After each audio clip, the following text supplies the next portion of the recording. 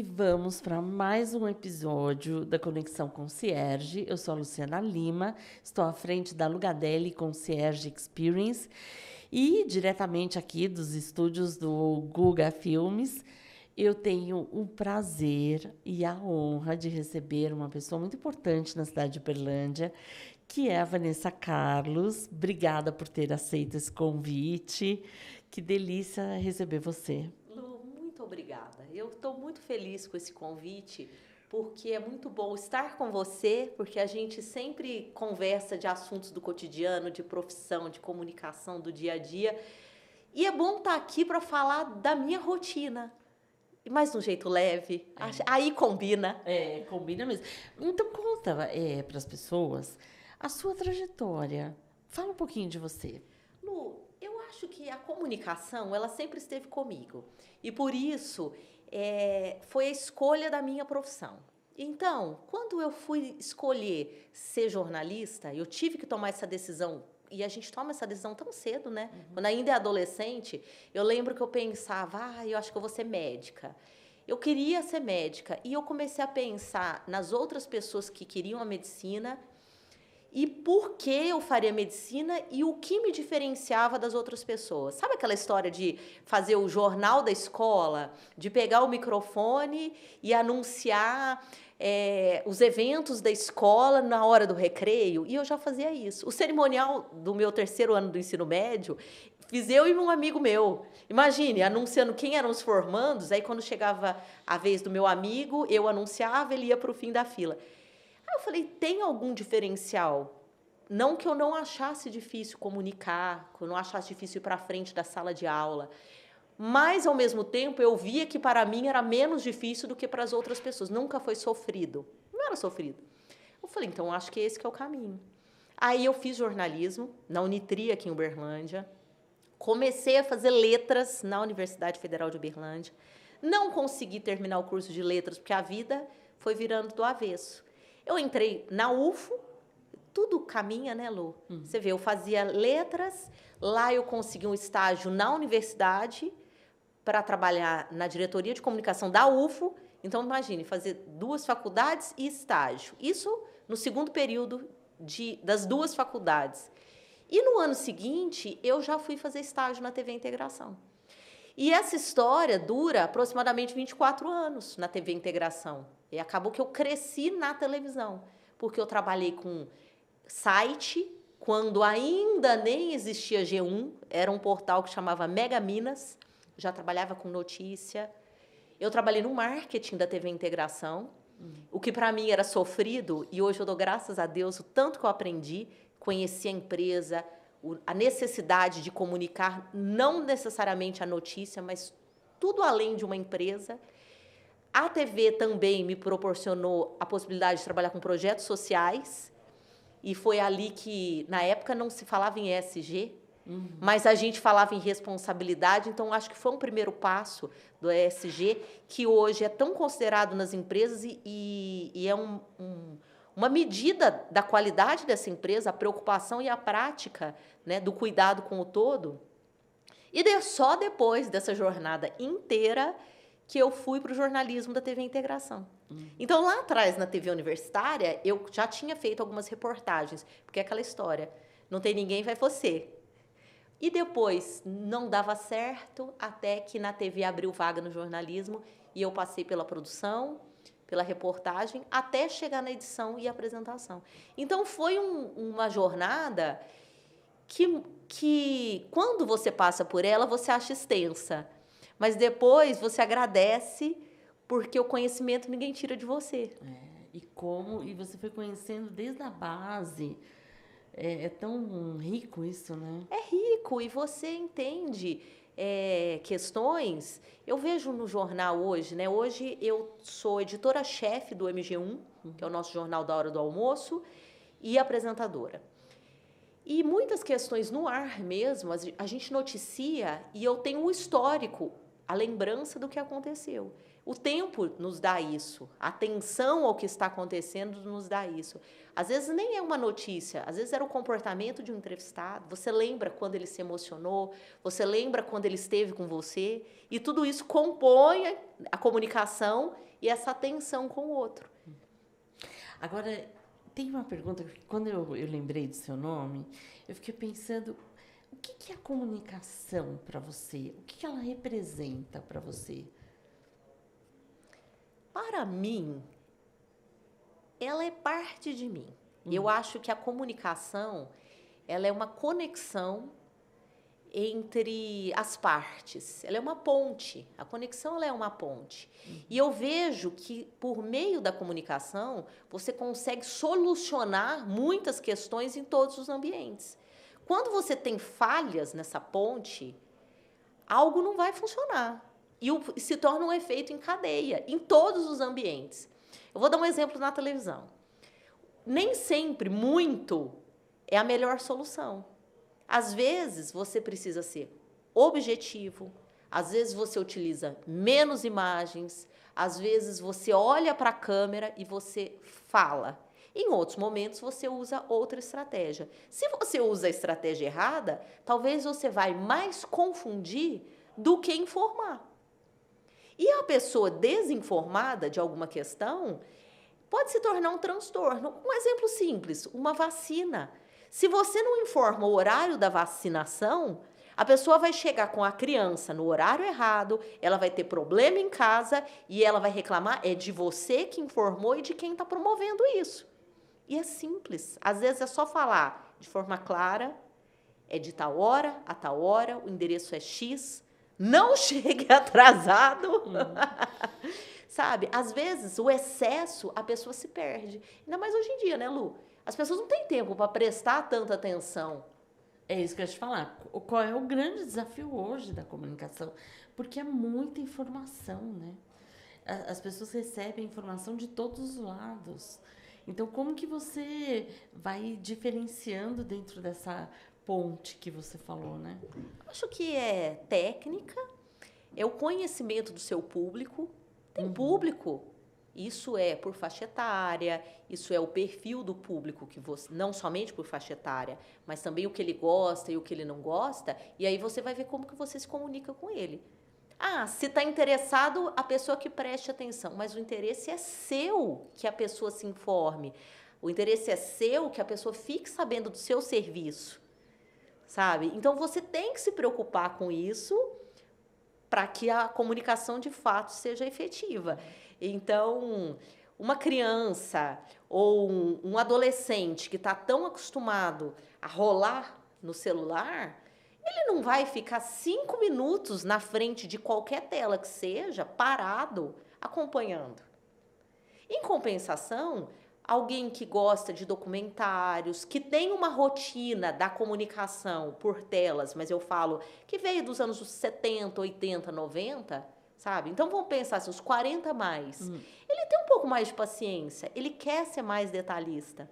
Agora, quando você fala em nichos, você consegue dividir bem. Agora, pega um jornal igual o que eu trabalho, na hora do almoço, que você pega todos os públicos, aí você tem que equilibrar para conseguir chegar a todos eles. É um desafio. Às vezes você reforça a informação, às vezes você volta num outro momento. Ah, você está sendo repetitivo. Às vezes a gente tem que ser um pouquinho repetitivo. Para fixar. Para fixar aquele conteúdo e não restar dúvida nenhuma. E, às vezes, uma imagem fala muito mais. Uma cena que você coloca é uma emoção, é a pessoa olhar no seu olho. Você não precisa narrar. Você vê uma reportagem. Aqui já é uma outra situação. Você não precisa falar, muitas vezes, que o céu é azul ou que a criança está feliz. A hora que você põe a cena da criança, você já se emociona e você vai complementando as informações. Você utiliza todas as possibilidades. E quando você estava, Vanessa, na reportagem de rua, o que te impactava? Porque, assim, ao vivo, às vezes, você precisava extrair informação. E eu vou fazer até um paralelo com atendimento ao cliente, né? Porque você precisa notificar algo ou ouvir a opinião das pessoas. Então, quais eram os seus desafios naquela época, na reportagem externa, né? Eu sempre gostei do cotidiano. Eu sempre gostei de observar as pessoas. Eu me lembro que eu era criança, eu sentava nos lugares e eu ficava olhando. É o cachorro que passa, é a pessoa que pega o telefone, é a mãe que conversa com o filho, é alguém que briga. Eu achava beleza nisso. Até hoje eu acho. O nome disso é crônica. Depois eu entendi que eu gostar, esse olhar para o cotidiano, ele é uma crônica da vida real. E quando você olha para a vida real, você consegue ver talvez o que poderia ser mudado, o que falta. Esse olhar para a nossa rotina. A nossa rotina é muito rica, Lu. É muito rica. Às vezes as pessoas estão esperando o mundo fantástico e a rotina, ela faz toda a diferença. Eu sempre gostei de observar a rotina e nem sempre eu pude relatar a rotina. Até o momento em que eu pude fazer isso e a emissora abriu as portas para que eu pudesse ter um quadro que chamava Cotidiano, por sinal. E ali eu mostrei o que para mim fazia sentido. Agora, a minha dificuldade, deixa eu pensar qual que era. No início, era conseguir me comunicar com as pessoas e a câmera ela é assustadora para todas as pessoas. Talvez não para quem nasceu de 2010 para cá ou dos anos 2000 para cá, porque essas crianças hoje em dia, que nasceu em 2000, já tem 20 e tantos anos, né? Mas elas nasceram com uma câmera, mas a gente não. Eu me lembro que eu fui fazer uma participação ao vivo, então fazer com o entrevistado era fácil. Porque você jogava a responsabilidade, é isso que a gente acaba fazendo em alguns momentos. Você joga a responsabilidade para o outro. Então, se você está nervoso, você faz uma pergunta, a pessoa responde e o tempo vai passando, né? Mas quando você está sozinho, é você e o público. E aí? E eu lembro que eu tremia e eu tinha medo. 1 minuto e meio, que é um tempo hoje que eu acho tranquilo, mas na época... Aí um dia eu tive que falar sobre o PIS/PASEP. E eu não entendia nada de PIS/PASEP, eu não sabia o que era isso, que dinheiro era esse. Eu fiquei quase que uma manhã inteira lendo sobre o PIS/PASEP, porque eu tinha essa participação no jornal. A hora que eu entendi, eu falei, o quê? E na época eu não me lembro porquê, eu não lembro quais eram as regras, né? Isso tem mais de 15 anos. Era assim, se você não sacasse o benefício, o dinheiro voltava para os cofres do governo. Falei, não vai voltar. Não vai voltar. As pessoas têm que entender que elas têm que sacar esse dinheiro, porque esse dinheiro é delas e elas têm o direito. Eu acho que aquele dia foi a virada de chave. Porque eu olhei para a câmera e falei, o PIS/PASEP é isso, tem direito fulano, ciclano, beltrano, e quem não sacar, vai acontecer isso. Muito obrigada. Eu achei utilidade ali. Então, a minha maior dificuldade, que era o medo de que eu não conseguiria fazer, eu vi que eu não tinha que fazer uma participação, eu tinha que explicar para que as pessoas entendessem. E foi isso. Ali foi uma virada de chave. E eu acho que a gente aprende todo dia. Eu faria muitas coisas diferentes ao longo dos últimos... Você viu, eu estou com 25 anos de profissão. Eu faria muita coisa diferente hoje. Eu seria, talvez, menos brava. Acho que menos brava, mas às vezes não tem como. E a gente, com medo de errar, a gente acaba errando, né? Eu lembro que uma vez eu fui fazer uma participação, tinha um evento aqui, um grande evento de música, era o Triângulo Music. Quem é daqui vai lembrar muito bem. E eu queria fazer acontecer. Aí que tá. Eu queria falar, andar, mostrar. E eu não entendi que aquilo não era sobre mim. E eu lembro até o que eu falei. Me deu um branco, ao vivo também. Eu estava começando, me deu um branco. Eu olhei para a câmera e eu falei assim, Gente, não deu 5 segundos isso daqui. Mas o esquecimento na mente do branco é um infinito. E às vezes não é, às vezes passou pouco tempo. Olha, desculpa, eu esqueci, daqui a pouco eu lembro. Mas naquele dia eu esqueci, eu chorei depois, fiquei com vergonha, me senti humilhada. Mas muito tempo depois eu entendi que eu não queria mostrar o evento. Eu queria me sobressair. E ali é a receita para o problema. Não era sobre mim. E nada é sobre a gente. É o objetivo, é o cumprir com o papel da comunicação. Que as pessoas se divertissem naquele evento, o que elas iam encontrar naquele evento. Mas não eu. Arrogância. A gente erra na arrogância, sabe? Então você aprende. E não tenho vergonha de falar, porque foi um grande aprendizado para mim. Porque eu acredito assim que saber comunicar hoje, saber conversar, já é um grande desafio, né? A conversa que a gente, algumas gerações tiveram à mesa, a conversa com os professores, sabe? Então, quem trabalha na comunicação exerce isso muito bem, né? Às vezes você vem com uma série de perguntas, aí o entrevistado não responde, deve ficar mudo. Então, como que você extrai dele?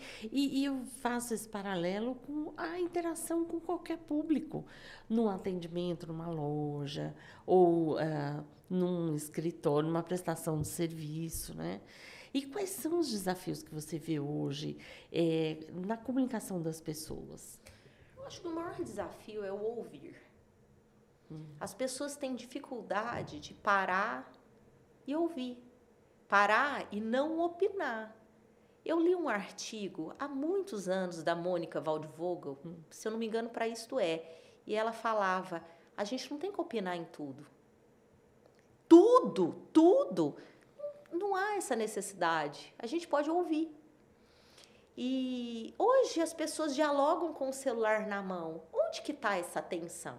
Está o que você está me dizendo? Está no ambiente? Está no silêncio? Está você assistindo uma televisão? Você assistindo algo na internet? Mas você não está nem na internet, nem na pessoa que está do seu lado, nem com quem está falando. Você não está em nada. Você está em tudo e você não está em nada. Mas a vida é isso, volta para os anos 80. Não, em alguns momentos você precisa ter um foco de atenção, sim. Mesmo porque a saúde não aguenta essa aceleração constantemente. Não tem como. Agora, o que eu acho que as pessoas precisam ficar bastante atentas é que comunicar é muito além que um dom. Tem muitas pessoas que têm o dom, mas comunicar é técnica. Você tem que saber o que você quer e você se preparar para se comunicar. E eu acredito que a base da comunicação é o conhecimento. Se você não conhece o que você quer comunicar, você não chega no outro. Se você não conhece a necessidade do outro, você não vai atender. Se você não conhece as técnicas mínimas que sejam, você não vai atingir o seu objetivo. É como uma palestra. As pessoas têm muita dificuldade em fazer palestra e quando vêm os grandes palestrantes, acham que aquela pessoa ela simplesmente chegou num palco e ela arrebentou. E o quanto ela se preparou para aquilo. Então, ela fez um roteiro. É chato se preparar.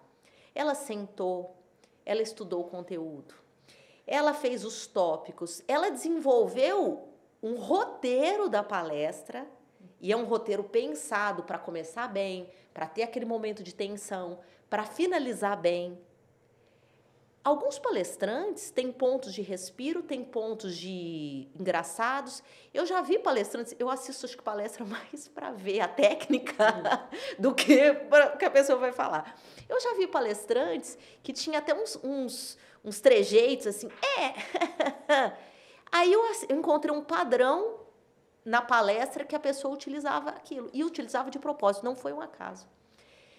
Sabe, a pessoa treina, ela treina em casa, em alguns casos elas fazem palestras treino para ver o time do que está acontecendo, o que funciona, o que não funciona.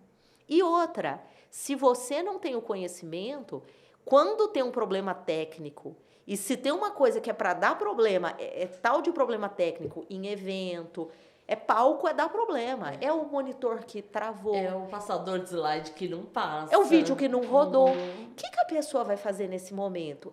Mas você pensa em todos os problemas?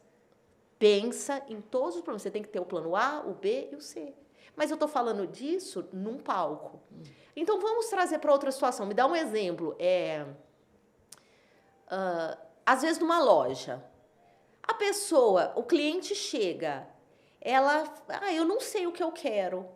Ué, então você já tem que ter um repertório pronto para você oferecer possibilidades para o seu cliente.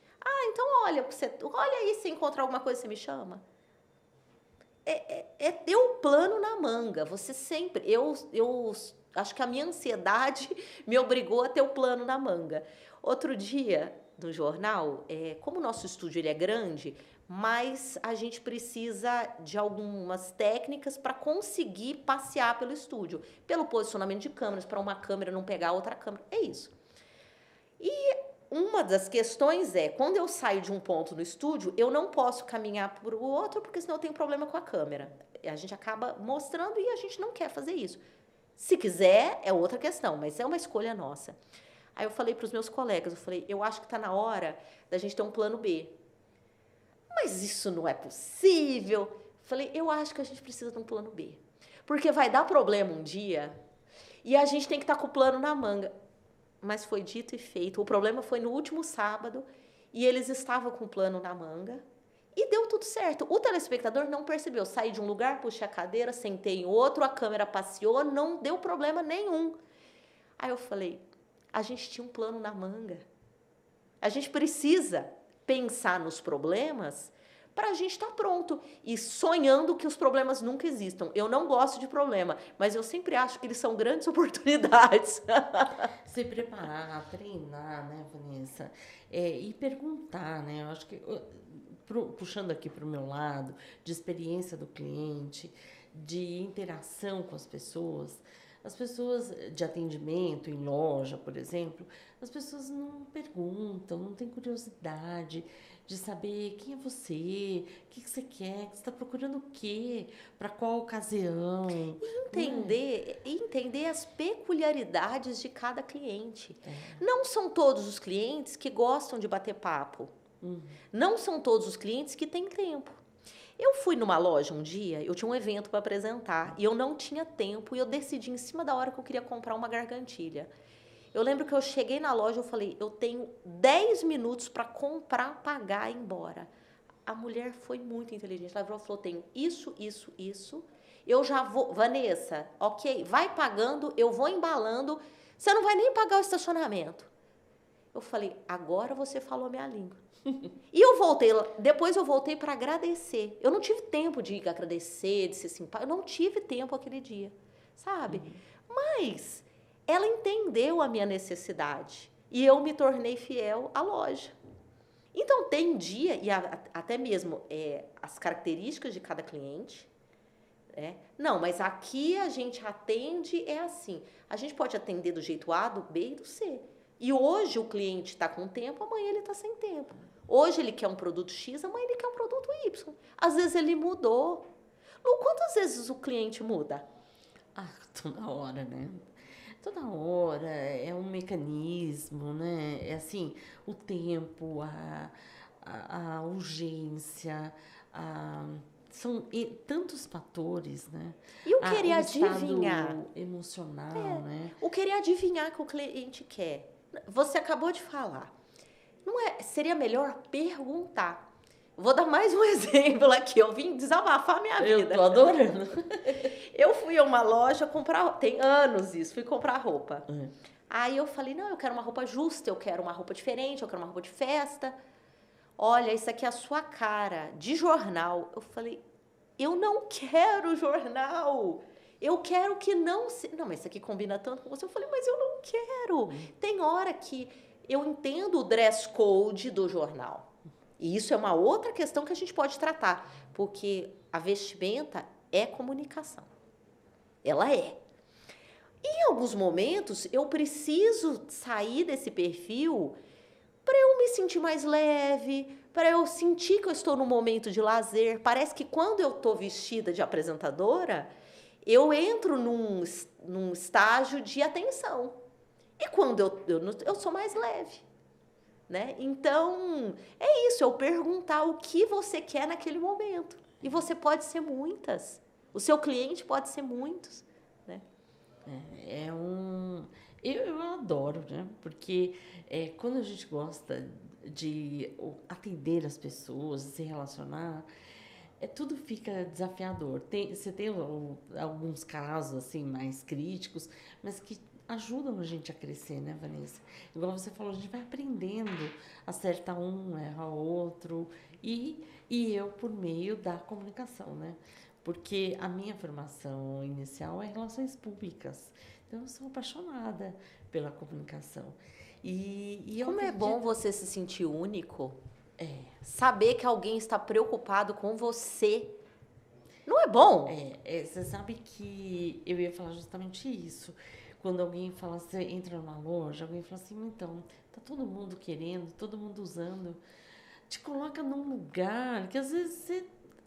Não é questão de moda, mas você queria uma coisa, né, para você, específica para você. Essa atenção que você recebeu é tão aconchego, não é? Dessa moça poder facilitar a sua vida, né? E é isso que a gente precisa, de facilidade.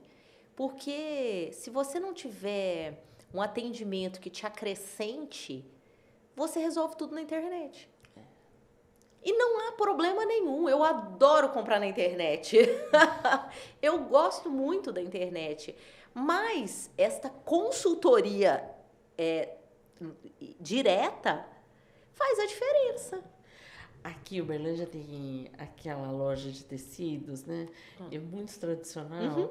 E aí é incrível, porque quase já não se vê mais esse estilo de atendimento do tecido. Você chega lá e fala, eu preciso fazer uma saia.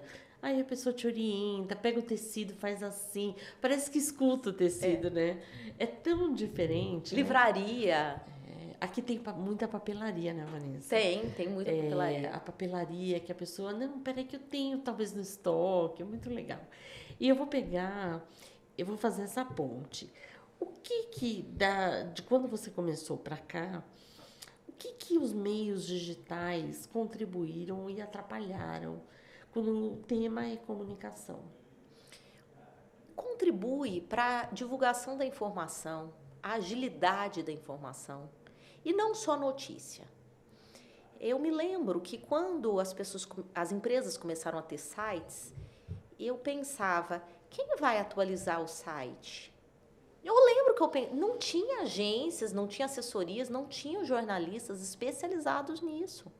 Porque não vai ser qualquer pessoa que vai compilar aquelas informações e até fazer a seleção das informações para deixar, porque o site, o Instagram, o YouTube, enfim, o veículo que você escolher, ele é a sua vitrine virtual.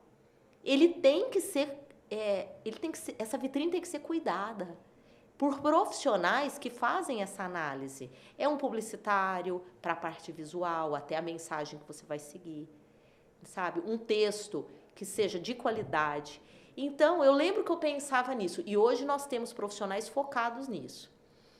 O problema, e aí eu falo muito da notícia, os problemas, primeiro que há muita fake news e as pessoas não entendem, muitas entendem, mas muitas não entendem. Elas acreditam em tudo que elas veem. Isso é perigoso.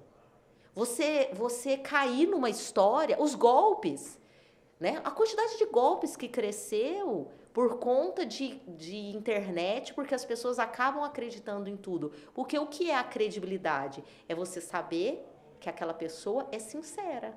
É saber que houve um cuidado naquela divulgação daquela informação. Isso é uma empresa também. Se a empresa não tem credibilidade, aí fala assim, eu vou comprar ou eu não vou? Não é? Então, a gente tem os prós e tem os contras. Mas eu sou muito da turma do pró. Muito. A gente cresceu muito. E não tenho medo da tecnologia, não tenho medo dos meios digitais. Pelo contrário, eu acho que veio para somar. E um vai complementando o outro. Olha como tudo se completa. A empresa está no meio físico, está com QR Code, que leva a outra situação. Eu olhei uma calça, eu entro no site, eu gostei de outra coisa, mas eu quero experimentar e eu vou na loja. mas eu preciso ser bem atendido, porque senão eu vou achar que o povo é grosseiro, eu não volto lá nunca mais. O cuidado é coletivo, é um efeito em cadeia. E a comunicação tem tudo isso que a gente falou, né? Vai colocar o QR Code, o comunicador tem que pensar nesse acesso. Pensou no site, as informações precisam estar corretas. Eu vou no ambiente físico, os funcionários precisam estar treinados e conhecer da empresa, minimamente do produto da empresa. Então, tudo a gente está falando de comunicação. E a inteligência artificial, qual é a sua opinião? Eu gosto muito. Eu gosto muito, mas e o lado crítico? Porque a inteligência artificial hoje e no futuro, não sabemos como será, ela é um compilado de publicações que já foram feitas a partir de uma combinação feita e que leva a uma resposta que você busca ou uma imagem que você busca. Mas e o senso crítico por trás disso? Sabe? E a sensibilidade por trás disso, porque não há nada mais humano que a sensibilidade. É o olhar, é o cuidado, é o respiro. Ah, mas a inteligência artificial vai poder criar tudo isso. O humano é tão instável que eu acho que ele se reinventa muitas e muitas vezes. Por isso que eu acho que a inteligência artificial, ela facilita a vida das pessoas, e a tendência é que facilite ainda mais, mas ao mesmo tempo como ela vai ser utilizada, para que ela vai ser utilizada e a base de tudo, os princípios éticos. Porque a empresa, a pessoa que não age com ética, desmorona. Desmorona, não tem como. O copiar, o prometer, o que você de fato pode cumprir. Ah, ficou ótimo. Tá bom, ficou ótimo. Mas esse é o ótimo que atende o meu cliente? E alguém tem que ser crítico para avaliar isso. Para saber o que quer. Até para pedir para a inteligência artificial, você precisa ter um estudo para saber o que você quer. Não é? É até aqueles... Eu não sei como chama. Eu deveria saber. Talvez eu fale errado. É a forma com que você digita. Prompt. É isso. Até para você fazer de maneira mais eficiente, você precisa ter conhecimento do que você quer. A gente pode traduzir, né? Porque é novo essa terminologia. Eu entendo como descrição, esse prompt, né? Então, qual é a descrição da sua pergunta? Isso. Para a inteligência artificial, né? Mas eu nunca tinha visto por esse lado, assim, da criticidade. A gente pode consultar, mas você precisa reler isso. Reler e ver se encaixa ou não encaixa.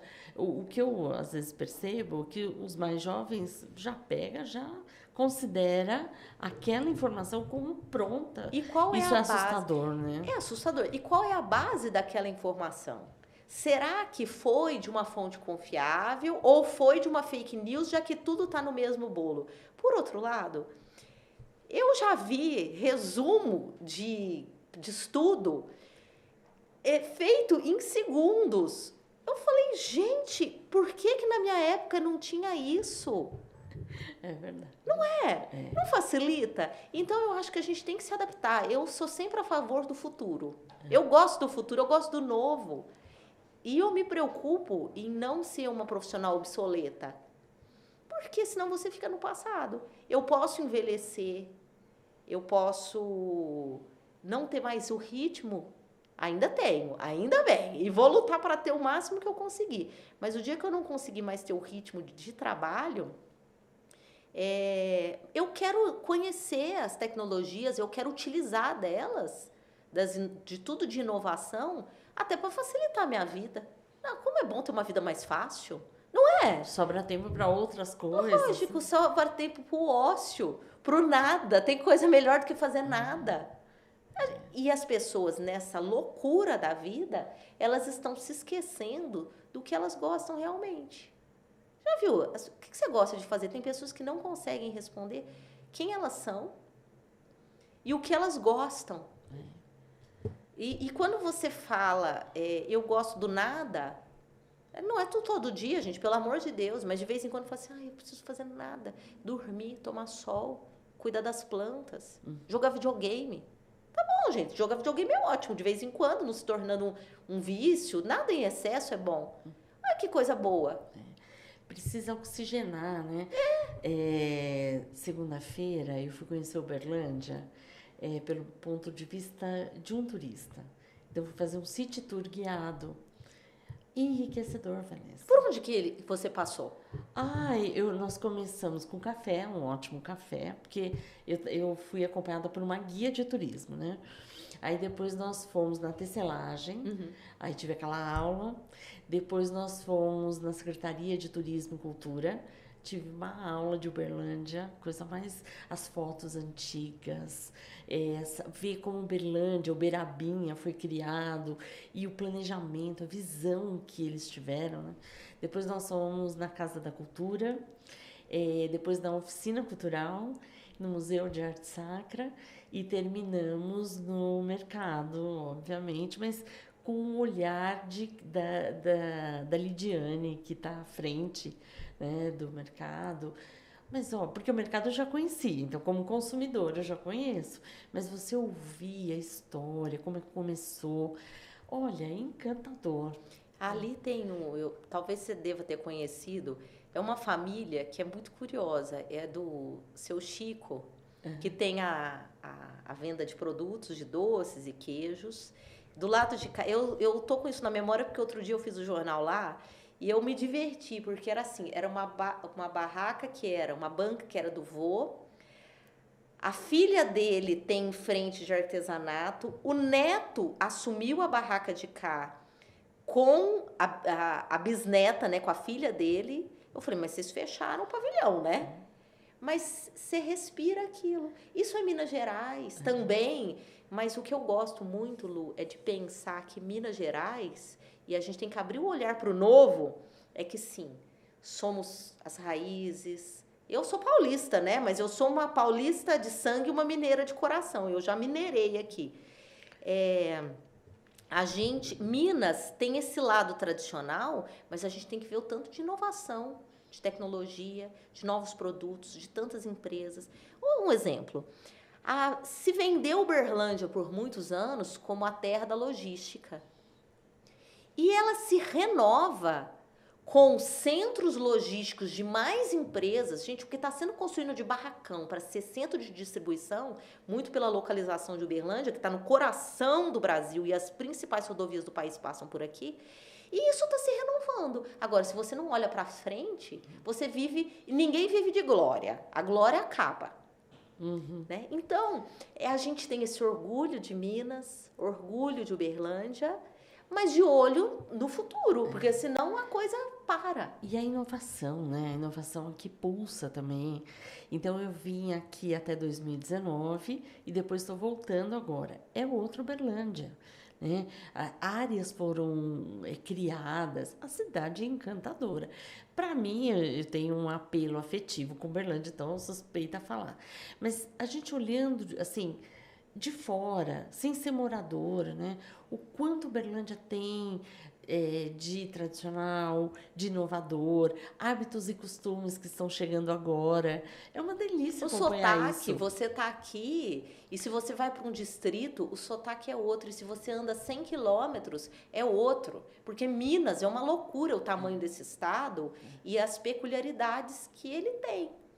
Sabe? Eu sou encantada com isso. Minas nos proporciona, a nossa cidade proporciona isso. Eu virei uma defensora de Uberlândia também. E o que você mais gosta da cidade de Uberlândia? O lugar que eu mais gosto é o Parque do Sabiá. Eu adoro o Parque do Sabiá, sou uma defensora. E quando eu vou para lá para correr ou para caminhar, se você for o ano inteiro, você vê diferentes parques no mesmo parque. Você vê a mudança da paisagem, você vê as folhas caindo, você vê as famílias, sabe? E existe um cuidado, isso é um fato, das autoridades em cuidar desse parque. Ele foi melhorando ano após ano e ele é um local, você pensar que tem quadra de vôlei de areia, de qualidade, areia cuidada mesmo. Quadra de tênis, num parque público. Lu, há 5 anos, há 10 anos, tênis era um esporte que era totalmente inacessível para a população população, para a maioria da população. E ele é lindo. Eu quase me esqueci. Se você não morasse numa capital, onde você moraria?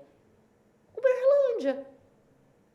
Porque ela carrega esses dois pontos, né? O tradicional e o moderno. É uma cidade que você se desloca num pouco tempo ainda. Qualquer lugar que você saia ou vá para Uberlândia, você não passa de 1 hora. Raro, em média 40 minutos ou menos. Exceto quem está de ônibus, a gente tem que fazer essa consideração. Aí sobe para 2 horas, dependendo. Talvez não chegue a 2. Talvez não chegue a 2, mas talvez em outra cidade, numa capital, passe de 3. Ou muito mais que isso. Muito mais que isso, né?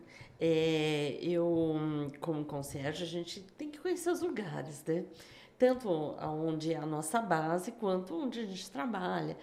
E os lugares são diferentes quando a gente anda a pé, de carro e de ônibus, do transporte público, né? Vou fazer esse passeio ainda, porque ele vai permeando, né? Aqui em Uberlândia tem várias estações, né? Tem muita baldeação aqui. Eu acho os terminais. Terminais, né? Estação, é terminal, né? Uhum. Mas eu sou apaixonada. Mas se a gente pensar no nosso diálogo até agora, você viu que tudo que nós falamos é da nossa rotina, é do nosso cotidiano? É esse olhar para a vida que faz você enxergar quem está com você na sua rotina, na vida pessoal, quem está com você no seu trabalho, como você pode ser melhor, como você pode atender melhor, o que você precisa aprender, porque ali você já faz uma análise do quanto você precisa melhorar. O quanto o seu serviço precisa melhorar para atender esse cliente, para atender esse público. Então, é esse olhar cuidadoso e empático que eu acho que é uma base de uma boa comunicação. Aí a gente volta para a comunicação. Se você não enxerga o ambiente que você está, o seu cliente, a mudança, o movimento, você se perde nesse caminho. Você se perde. Eu não sei você, Lu. Em algum momento você se perdeu, por exemplo, nas roupas que você se vestia, nas mudanças de fase? Aconteceu isso umas 2 vezes na minha vida. Eu olhava, eu falava assim, gente, mas nada aqui combina comigo. Não é porque eu não tinha roupa. É porque não combinava com o que eu estava vivendo naquele momento.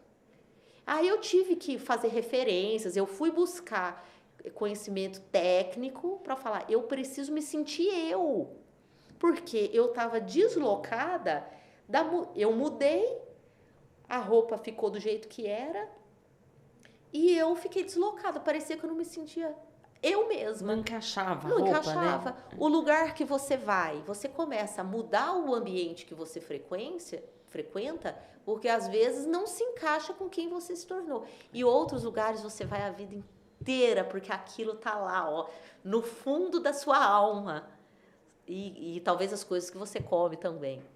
Não, Vanessa, adorei o que você falou. Agora eu vou lembrar sempre de você. Quando a gente fala num atendimento concierge, um atendimento mais atencioso, mais caprichado, a nossa observação, ela precisa estar apurada. Não é que eu estou reparando em você, mas eu preciso entender a sua dinâmica para poder ter a sensibilidade de te atender. Se você é uma pessoa ocupada, porque você ainda foi super educada em falar que você tinha 10 minutos, mas tem gente que nem fala. Porque está realmente muito ocupado, né? Mas esse olhar, essa crônica... E ela não é chata, essa pessoa. Exatamente. Talvez ela seja chata, mas talvez ela não seja. Mas é isso que eu adorei, esse ponto que... Engraçado, né? Quando a gente fala em comunicação, mas você ressaltou a importância do observar.